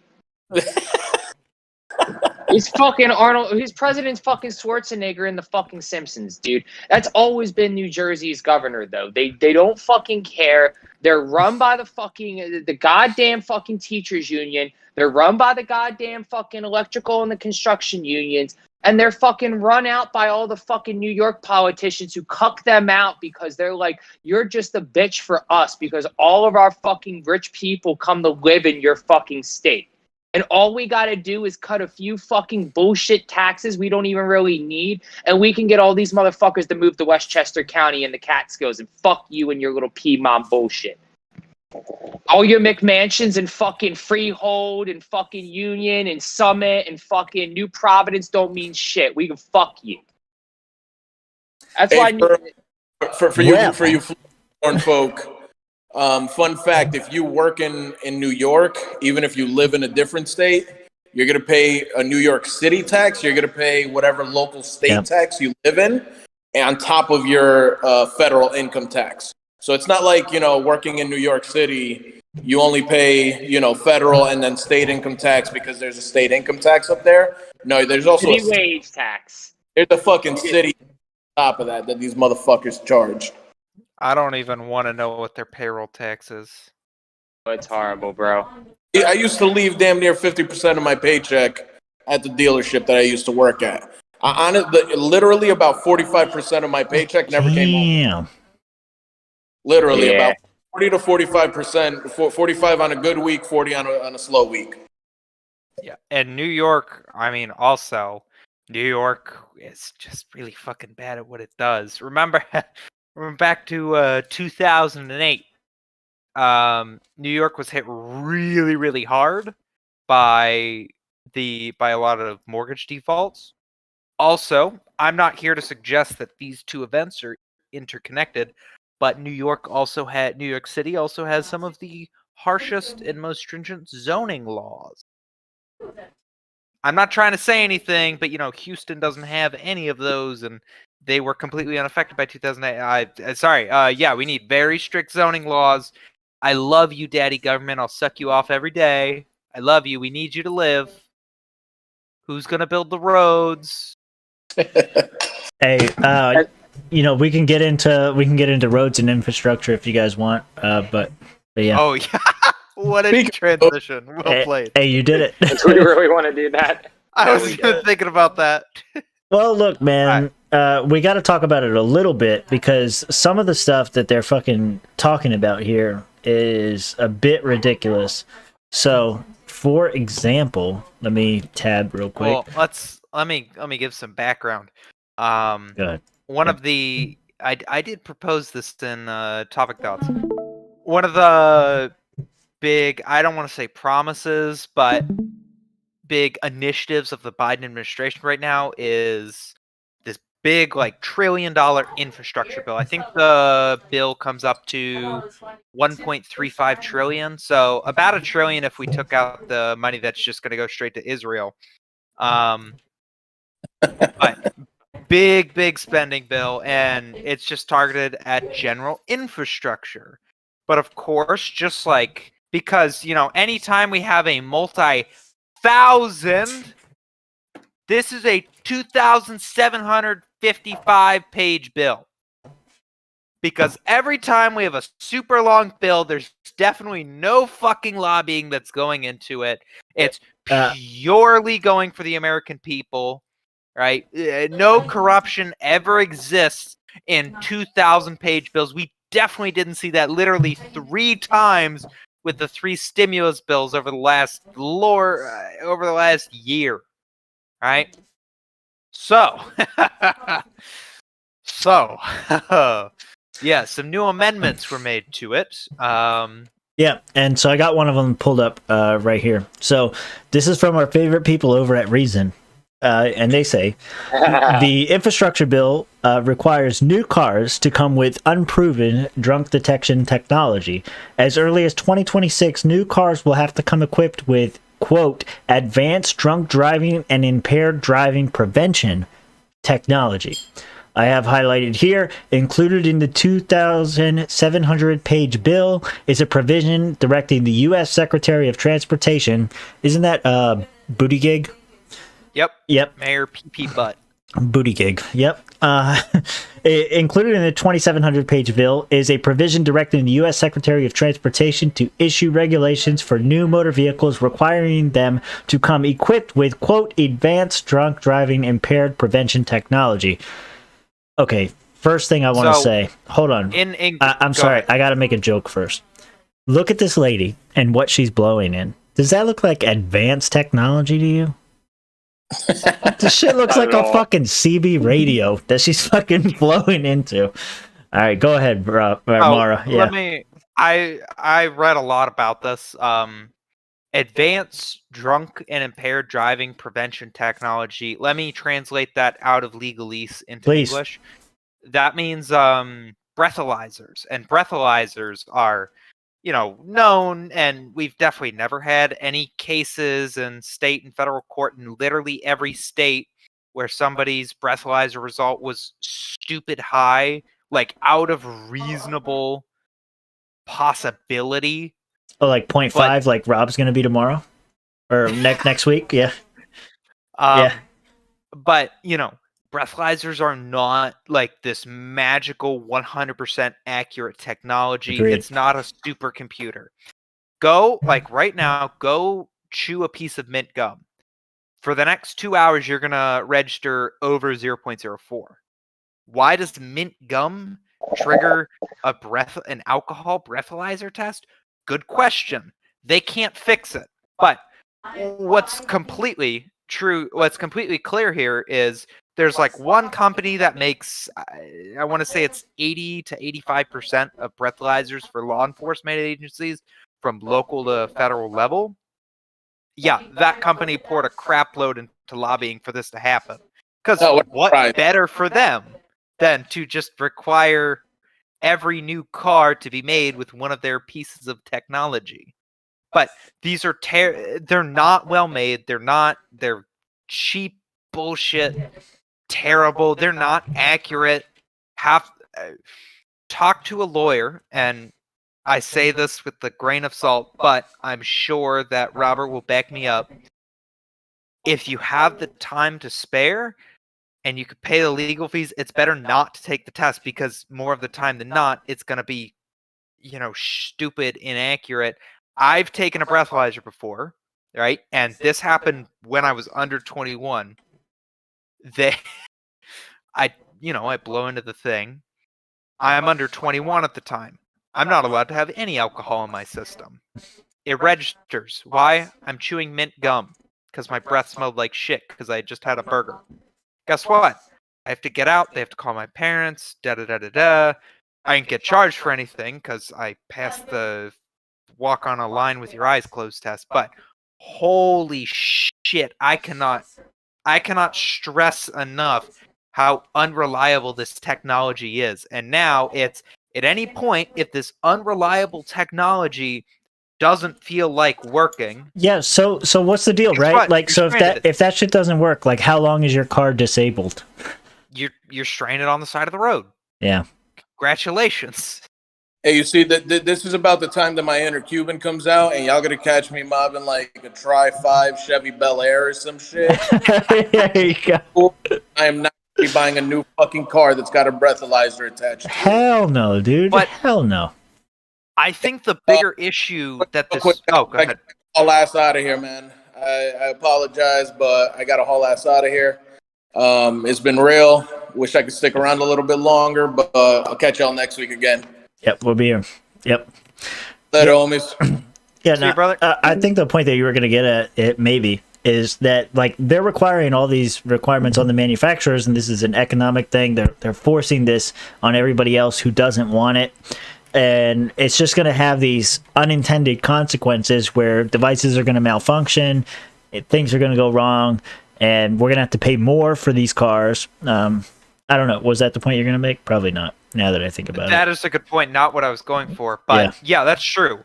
Knowing that this one company, for at least for the interim, has a very large, if not near monopolistic market share on this industry that they've created for themselves through corruption in the government, this is probably going to jack up the prices of cars. No, you said jack off. I'm going with it. Another $3,000 to $4,000 just for whatever bullshit licensing fees, because they're going to milk this to the last penny. And the point I was going to run with is, what happened to Robert? When you've watched this back, tell me if I'm wrong. The United States is innocent until proven guilty. This is the exact opposite, 100% the other direction. This is, you have to prove that you are innocent before you can, exercise your right to drive the car that you paid for. So not only is this going to put a strain on the already existing used vehicle market, this is, guess who buys used cars? Well, mostly like sane people. But if we're talking that way, disproportionately lower income people. Guess who this affects? Poor people. Amazing job. Your lobbying just hurt all the poor people, the people who really do need help. Oh my lord. Yeah, I mean, this is not the only thing that they're sneaking into this bill, right? It's a 20. We're not done yet. It's a 2,700 page bill, and so there's all these sorts of lobbyists and everybody that's jumping into this thing, and so infrastructure bill includes per mile road tax tests that will track drivers' travel. So if you go through and read this, I have highlighted here, nestled inside the 2,702 page bill is section 13,002. There's 13,000 sections. National Motor Vehicle Per Mileage User Fee. This pretty much covers the meat and potatoes of this section of the purpose, piloting a program that would tax drivers based on their annual mileage rather than what they pay at the pump. So the argument here, this article goes into talk about how it's justified because, right now, the way roads are paid for, people always ask, how are we going to pay for the roads if we don't have an income tax? Well, right now, your income tax doesn't go to the road. When you buy gas at the pump, you pay for a road. But the infrastructure bill and future legislation is looking at making electric vehicles more mandatory. So, in such case, you wouldn't be paying the gasoline tax. So they're looking at other ways to tax people, which is by the mile. Now, sorry. To be fair, there is Biden has said that he would not support a mileage tax or whatever, but take politicians at their word that they're not telling the truth.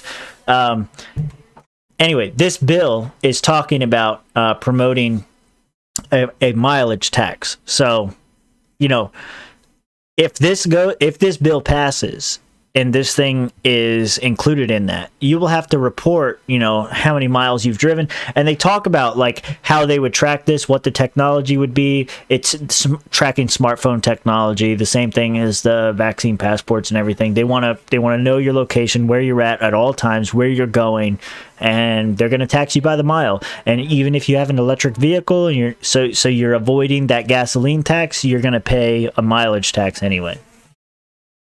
Yeah, and again, I like to watch the primary debates from this past year for a little bit of nostalgia and entertainment. As I recall, Joe Biden promised no new taxes, no increase in taxes. You will not be paying anything more in taxes for anyone making less than $400,000 a year. Now, it is possible that Biden vetoes this. It doesn't make it through. It would be criminal for me not to say that. It's possible Biden vetoes this. Do I think he's gonna? No. He's already in office. He's not gonna make it. He's not gonna run for He's not re-election. gonna make I'll phrase it that way. I'll phrase it that way. But you know, Biden's already in office. He can 180 on whatever the hell he wants, and no one's going to do anything about it. So this kind of mileage tax, this would go toward, Christ, just very, very bad, and more so. At what point are we going to wake up? Hey, maybe the government just isn't the best people to place in charge of maintaining the roads. Just a quick thing. Duke says he's going to pop on in a minute, so we are going into the last 30 minutes, so I'm out of stuff. So is there? Oh, I got more to talk about. Yeah, what's on your radar? There's an antitrust bill in the House Antitrust Committee. I'll talk about that for a little bit, and I'm just going to talk about the argument that Amazon is a monopoly. But first, I have driven on in my life, and I've driven across the country throughout my lifetime, whether I was a family road trip or me going from Illinois to Florida. There's been one road that one interstate that I have ever driven on that I would say was well maintained, no potholes, no problems, and that was I think it's 75 South, in just above and into Broward County. It's got its own toll booth. You pay like $3 to go in, and then that is 20 or 30 miles. What's the? There's the name of the. No. Instead of I go there. Okay, I have to drive on this anytime I go from my home in Tampa to school. Anytime from home in Tampa to my preferred scuba diving center in Key Largo, but it's maintained by a private company, and DBL, I think is what they're called. That's one of the best roads I've ever driven on. Oh God, Duke's here. And then lastly, oh God, Duke's here. That's how I get greeted. That's how I fucking get greeted, Ma. I appreciate that, man. Yeah, fuck you. Let me finish my tangent. And the last thing I want to talk about is oh, you're okay. Last thing I want to talk about is sort of the government. This is just, they want to be more in your life, and now it's more into where you are, the status of your car, and of course make you pay a little bit more in taxes, because it's fine if it's just a little bit every year, because nobody notices it over time. But it's just more and more of these invasions into our privacy. Government doesn't need to know shit about how much I drive. But this is knowing how much I drive in a year. That's just phase one. Eventually it's going to be, oh, you have to have a tracker device in your car because we need to make sure you're not lying on your tax returns about how much you drive, right? And just the other day, Apple announced iOS 15. They're going to start screening messages and your photos for child stuff. I saw that. I don't feel like getting canned. Yes, good call. Do you guys remember when Apple basically told the FBI to go screw itself when they said, we're not going to unlock this terrorist's iPhone because we care about the privacy of our users? Do you guys remember that? Yes.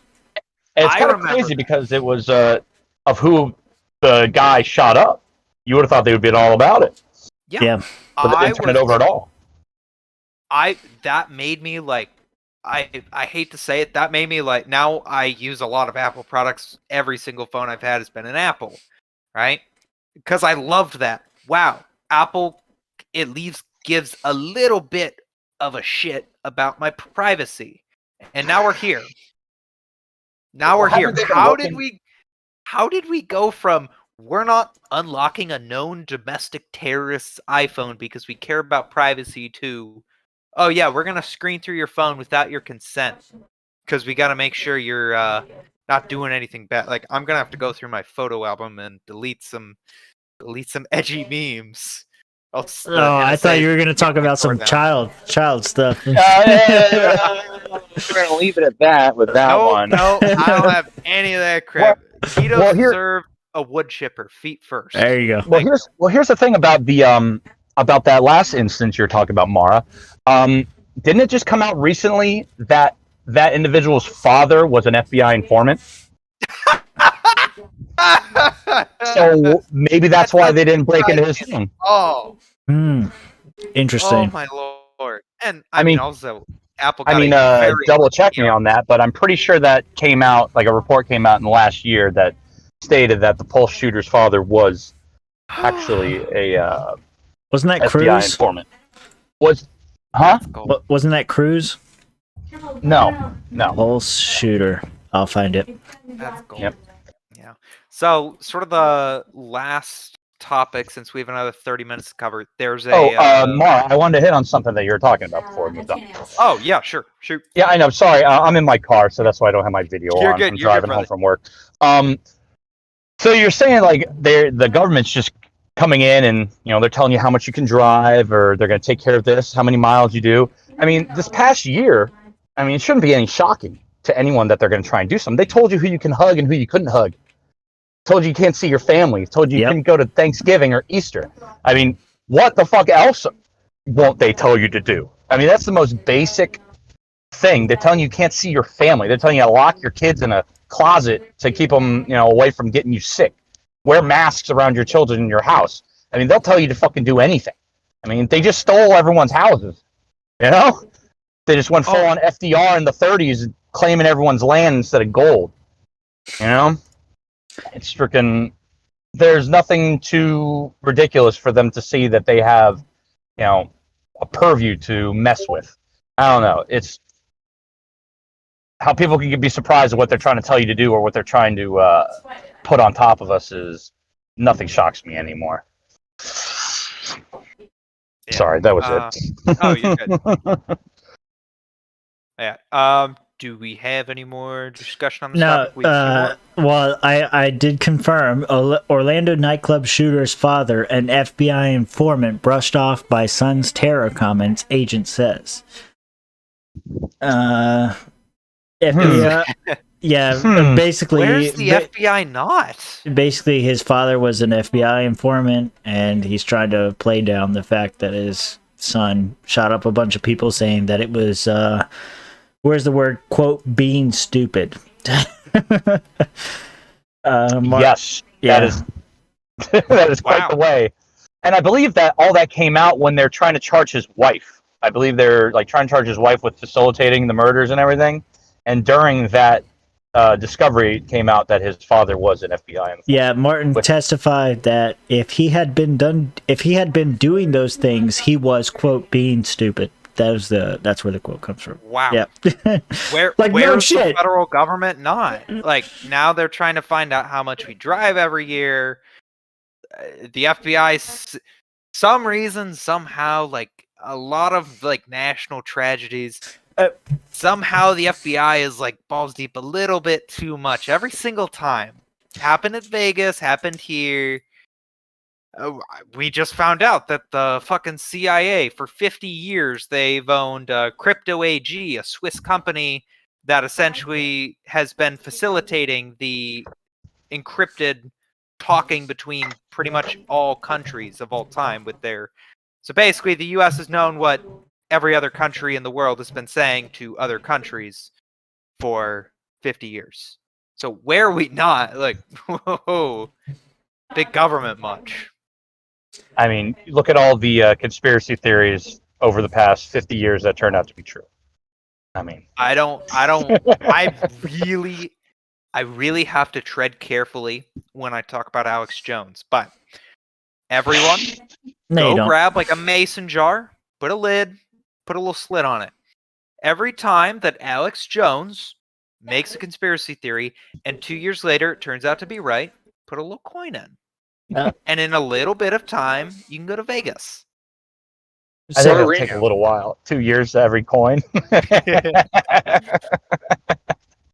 It happens more than we want to. It happens more than you want to think. Again, Well, like I don't. It doesn't surprise me at all. Like I've seen a lot of people do these videos where they talk about like, I don't watch Alex Jones, or I'm not a fan of Alex Jones, but I've been listening to Alex Jones since fucking at least 2010, like right before Occupy.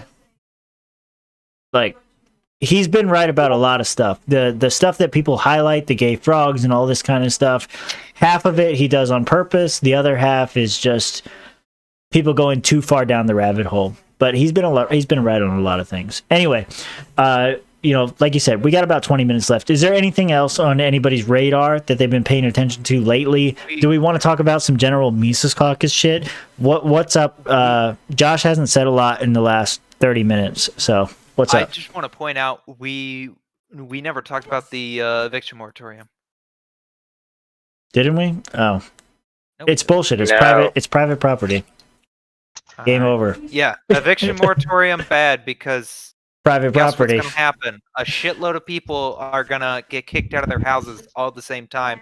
Guess who's gonna buy their houses, guys? Take a guess. Come on. Government. Who's that gonna I'm be? reading a comment. What? Berkshire Hathaway. Yes. There you go. Wow. The government helping out private corporations through more regulation. Who could have seen that? Wow. It was kind of funny because me and Tim were talking about this prior to the show coming on, and it's something he brought up was that it just seems like some people are just so like their whole mindset is just, well, I'm just going to be poor the rest of my life and I'm never going to own anything, and this is just my life now. So yeah, I need these handouts. I need the government assistance. I need that. Exactly. I need somebody to tell me where to go, what to do, how to do it. I need Big Brother to take my hand and lead me down the path of success. Well, I just saw a clip from an article today on Twitter, and I don't know if it's real or not, but the lady basically said we need Big Brother to solve this crisis. I'm like, they're blatant about it. They're just being completely blatant about it at this point. Guys, we need an Ashes surveillance state to beat this. I hate fascism.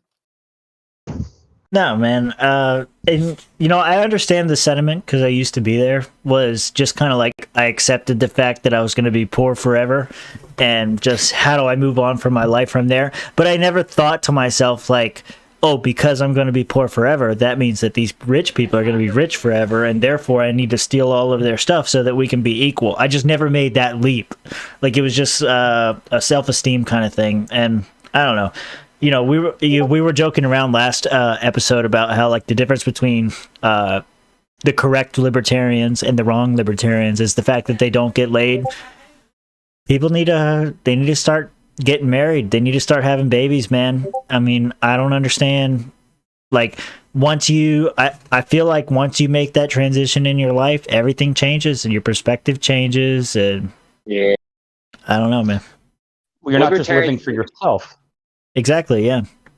And it's not like and there's another thing that I've noticed, like, it's not just among libertarians, it's among most people, but they have this, tendency to, I don't know. Get pussy? No, definitely not. Opposite. Woe is me. Everybody feel bad for me. Instead of having like this self-confidence, like, I joke around all the time with my wife that I'm a self-supremacist. I'm the best person that's ever existed, and no one else can do anything better than me. And if everybody else had that mindset and they just tried, like, it's not like a vengeful thing. It's not like I'm against you because I think I'm better than you. It's just I can outperform you. I'm not afraid of you. I don't care about what you do or what you think you can do. I know that I can outcompete you on anything that you want to do. So if everybody else had that mindset, the world would be in a much better place. But people seem to have this idea like, oh, I'm not so good, or oh, I'm okay with being stupid, or oh, okay, life isn't working out for me because of XYZ reason. Tell me if this is you guys. I don't want to put my local on blast here, but people, seems to me there are a lot of people out there who reference their mental instability or their self-esteem problems as reasons why things aren't getting accomplished or why they can't do things. And to me, that's just, I don't know. I have no sympathy.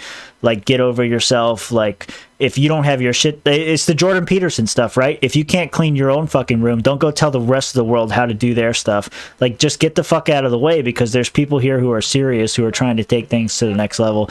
I'm ranting here a little bit because I've been drinking, but that's the nature of the podcast at hour 2.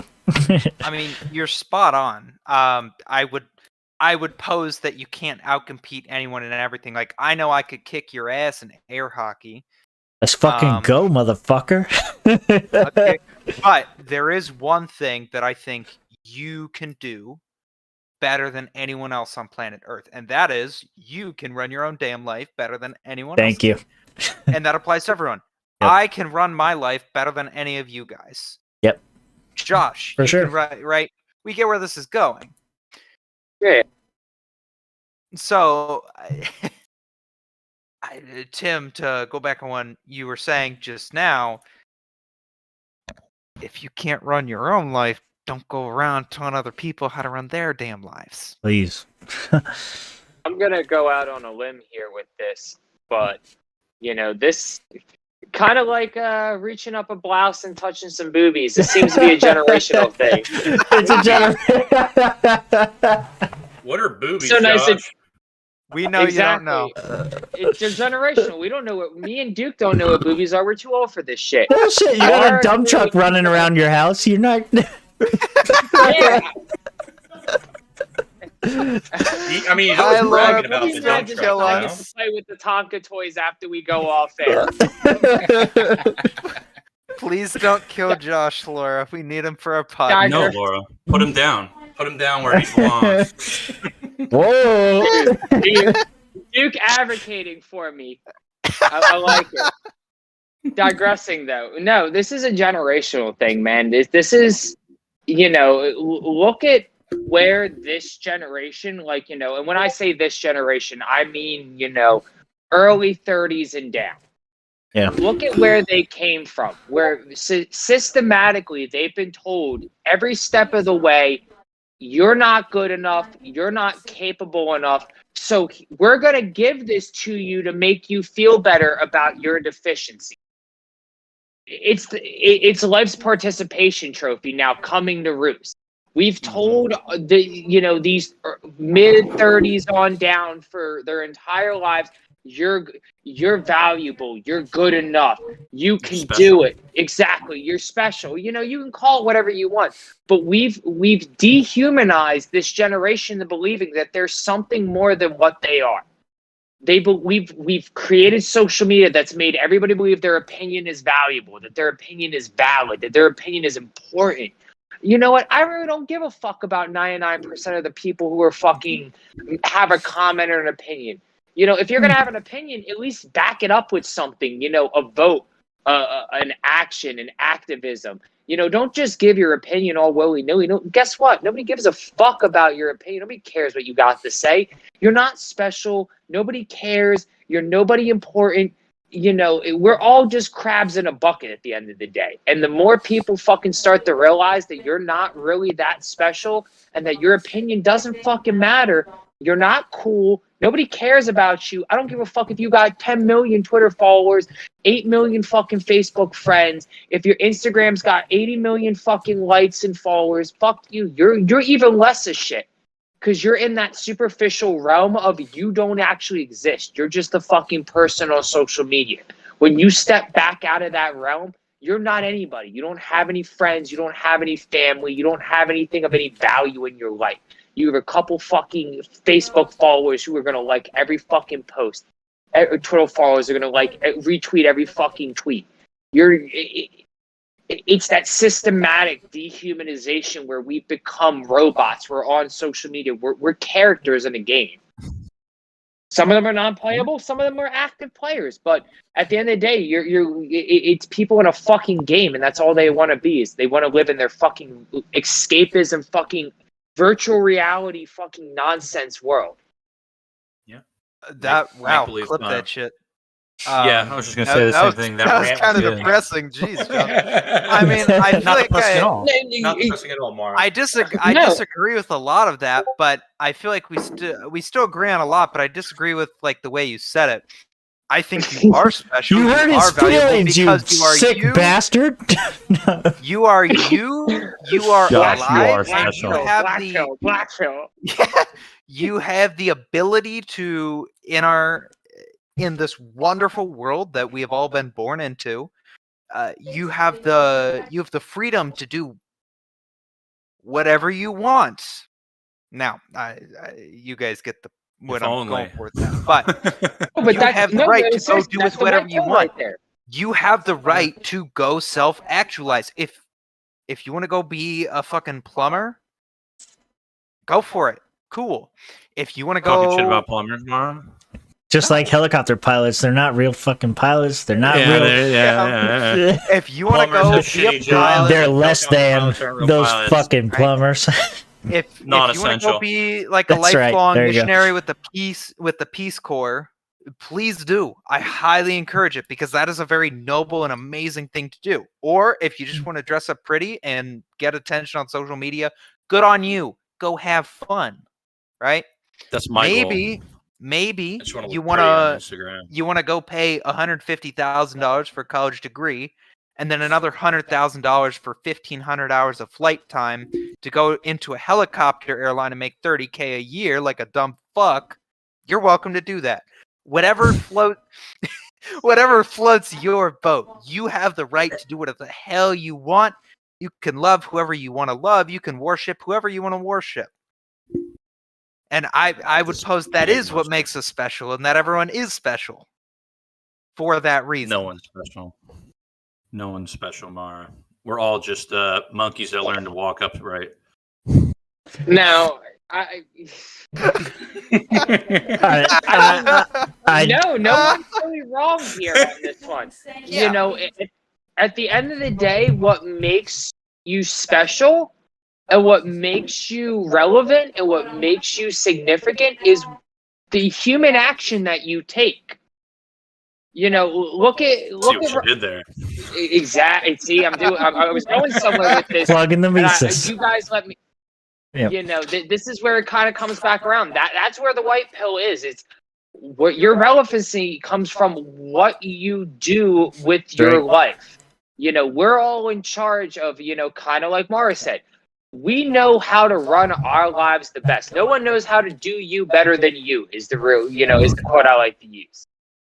Yeah, exactly. But look at the people we find significant. Yeah. Mises, Rothbard, Ron Paul. You know, all these different figures. I was gonna say a bunch of fucking Jews, but then you said Ron Paul. I don't think he's Jewish, but. No, he's Christian, but I mean, we can throw Spike Cohen and his secret Jewish space laser in there and whatnot. But that's where it comes down to is that what are you providing? What are you bringing to the table, so to speak? Are you actually providing something of the free market? Are you providing something of value? Yeah. Is what you're doing with yourself valuable? You know, and it could be the stupidest job ever. You stocking shelves, or you ringing people, or you a cashier. But at the end of the day, does that provide value? Is somebody getting something from that? You know, I forget the fucking random bitch who said this, but does it elicit joy? If it doesn't, then throw it in the fucking trash. It's not worth your time. You know, that's where people should be looking is what are you doing that's bringing value? Do you feel you're doing something of value? If not, then stop fucking doing it. Do something of value, whatever it may be. It's why we're all here. It's why we joined the Mises Caucus. It's why we're all in the LP and the LPF to a certain extent. It's because we found that we could provide something of value to this party, to society, to the future, to the liberty movement. So that's why we're all here. And if everybody just was like, okay, this is what I can do to bring value, then we'd all be in a better place. But instead, we want to sit back and twiddle our thumbs and go, woe is me, and it's not getting any better, and it's all shit, and it's that nihilistic mindset. Because I was in there too at one point where I was like, man, fuck it, let's just, it's all ain't shit. Who gives a fuck? It doesn't matter anyway. Do what you want. And it doesn't get you anywhere, and it provides a lot of people a lot of excuses on why are they not doing more, why are they stuck in their parents' basement, why can't they get the new job they want, why can't they get the new whatever, why can't they advance, why can't they get into college, why can't they graduate, why do they suck? I'm sorry, man. Why do people suck is a very I don't think we have enough time to unravel that one. No, why people suck. Listen, we could spend 5 episodes on. We have time, okay? I'm gonna burn up that time. I wanted to bring up sort of the white pill side of that. You also, if nobody is doing if you think you have an idea that could be valuable to society, which we can measure through, are people willing to pay for it, right? If you have the right to go ahead, try it, right? Are you right there?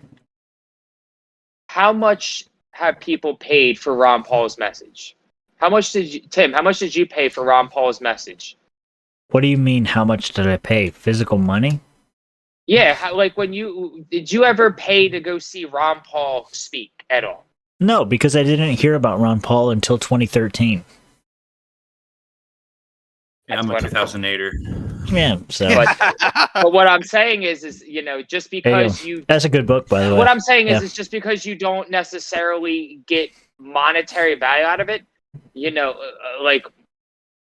I don't pay to listen to Tom Woods' podcast, but I feel like Tom Woods provides value to me. Yeah, I could pay money for Tom Woods' podcast, but I don't. No. Oh, well, you can get it for free. Why would you? No. Yeah. I'm only paying so I can get all the special appearances with the 2000th episode. That's literally the only reason why I'm a contributing member. Otherwise, I would just listen on regular podcasts and YouTube. Yeah, but sort of looping back, it's if you have some really good ideas, go provide value to people. No, had Austrian economics existed before fucking Friedrich Hayek talked about it at all? No one ever really thought about it. No one had made it into proper economic theory. I'm gonna piss off my econ teacher. Please don't watch this. But look at that guy. Look at that guy. He went on to win a Nobel Prize. Look at Ludwig von Mises, right? Some of his books, I think, are some of the greatest ever written in the field of economics. Okay, that's just me showing that time. But or maybe it's not maybe it's not something philosophically deep. Right? I enjoy scuba diving. There's this place in Key Largo, Florida. It's called Rainbow Reef. That's right, dude. Scuba diving is awesome. The instructors there. I would very much so pose that they provide something of value to me and other people who want to have a good time scuba diving. Was that being done in how many years ago? No. Duke, but what? It's not a zero-sum game. What are you drinking, Duke? Joey Ferguson demands an answer. He's gotta ask. I am drinking Ettinger. It is a German beer. Well, you have 10 minutes to pound 2 of those. Not even 10. You have 4 minutes. No, look, 4 minutes is the scheduled time to end. But if we have enough to talk about, we can continue. Chug. No, man. These things are fucking thick. That's German beer for you. Yeah, needs to drink this shit all the time overseas. So, dude, I went to her. Go on. Josh. No, tell your good story before I get into some depressing shit. No, I went to a German beer hall one time when I was in it for one of our dining out ceremonies, and didn't realize they serve beer by the liter. So right in the middle of the keynoter speech, I'm just The keynoter, acting a drink fool. again. There's an unwritten rule of this podcast, which I have not expressed to anybody yet, but I will say it now because I'll say it to your face, motherfucker. Every time Josh mispronounces a word, you must drink. and he does, and he does it a lot. He does it a lot. So get ready. Leave my speech impediment alone. Ladies and gentlemen, the vice chair of the This is our LPF. vice chair. This is our vice chair. This is him. This is the best we could do, folks. Hey, it doesn't have to be the best. It just has to be better than. Okay? And it was. So I don't care about Very saying much that. No, look, I've been struggling lately because I've been looking at what's happening at the local affiliate and what's happening like statewide, and just the general incompetency that I see with the LP has frustrated me. Before I was an LP member, before I decided to join the party. Well, yeah, definitely. No, you're right, though, especially now, seeing what's happening from the inside and seeing the bullshit that happens, the personal conflicts that get in the way and all this stuff, it frustrates the fuck out of me. And it makes me so mad because these people, I don't know what the hell their problem is. Do they not take it seriously? Do they think this is a fucking game? Do they think that liberty is something to be played with? I don't understand. Maybe it's, I think about like my own maturity. Like when I was younger, I was young and idealistic and I had these ideas, but I didn't really care that much about them. But now that like I have a full family and I'm looking at, having my own piece of land and doing my own thing, and like I realize like how much government actually intrudes on your life. These people, they're not in it for the long run. They're not in it for the serious, like making serious changes. They're just in it for the whatever, the notoriety. Yeah, the social club aspect of it. Social club. It pisses me the fuck off, man. Like, okay, so last night I had to work until like 6 a.m. And so I had nothing but time because, notifications don't go off at 4 a.m. So I had nothing but time to like think about all of this shit. And it just made me so mad to think about the stuff that I see locally, the stuff that I see statewide, the stuff that I see nationwide. Like, why are we not getting super upset about all these mandates? Why are we not fucking taking action against these people? Why are people talking about having, we talked about it on the last show a little bit, but why are people talking about going, like, taking end runs around stuff and going for fake vaccine passports and all this stuff? Why are we not talking about fighting? Why are we not talking about standing up for what the fuck we believe in and saying, no, personal property, private property, this is the most important thing. You do not have the right to tell me what goes in my body. I don't give a shit if you're a government agent, or if you're a private business or whatever. We stand with you. And there's no support for the people that do stand up, because there are people that stand up and no one is even helping them. Next week in Lakeland, before the next show next weekend, I will be at a protest for the healthcare workers at this Lakeland Regional Hospital that are protesting against the vaccine mandates. Why are people not supporting these people? There are people standing up. There are people fighting for these things that we say we believe in. But instead, you have the fucking Louisiana LP coming out and saying that, oh, we should privatize mask mandates. No, fuck you. It's my choice. If I want to get the vaccine, if I want to say that I want to have a mask, or if I want to wear a mask, that's my personal choice. It's not your right as an employer or a government employee to tell me that I have to wear a mask. Where is the energy? We can all protect ourselves. Where's the energy? Protect ourselves. I gotta take a piss, but go. I mean, I was a participant in the Million Maskless March here in Fort Lauderdale. I'm next Tuesday, me and other members of LP Broward are going to be at a protest with the Broward County School Board to unmask children at 9 a.m. The board workshop is at 10 a.m. Have a drink, since I fucked up that word too. Well, I'm going to keep you guys honest on this one. So, I mean, didn't Broward just say they weren't going to do that anymore because DeSantis starting to pull their funding? Broward can kiss. I mean, Broward School Board can kiss my ass. I'm still going to be there. Of course, showing up. Like, LP Broward's still going to show up. This is our bread and butter right here. Is protest activism. And I mean, you know, to kind of answer on Tim's question while he's off taking a leak, there's 3 types of people right now in the LP. Yep. It doesn't matter. National, state, local, you can count them out. There's 3 types of people. There's people like us who are here to do the job. There's people who want to treat this like a social club. And then there's people in the middle who just want to run candidates and treat it like a political party. So to put it lightly, there's activists, there's social clubbers, and then there's party people. Politicians, exactly. And the problem is that the politicians see it as, ooh, that could threaten our candidate from getting elected. And the social clubbers see it as, ooh, you know, I just want to sit here, drink beers, and hang out and write fucking, make reports. Fuck you, you ain't shit either. You know, we need the rules committee. Exactly. Send it to the rules committee. We need the fucking, right now, the LP, LPF, the LP, whatever your fucking county is, we need the activists. We need the people who are willing to step out of their fucking door and say, hey, I'm not doing this. This is fucking wrong. I don't agree, and I'm going to be vocal and fucking visible about it. Amen. Amen. And we've seemed to have been doing pretty good about that down here in Florida over the last few months. You know, It seems like we've all been pretty involved in a lot of things, or at least around the state, different affiliates have been pretty involved, especially with you down there in Broward. And you know, I'll give the politicians a little bit of, you know, their dip in the cheese, so to speak. Is that? I mean, yes, she was just meeting Ron Paul. I mean, yes, that is the case.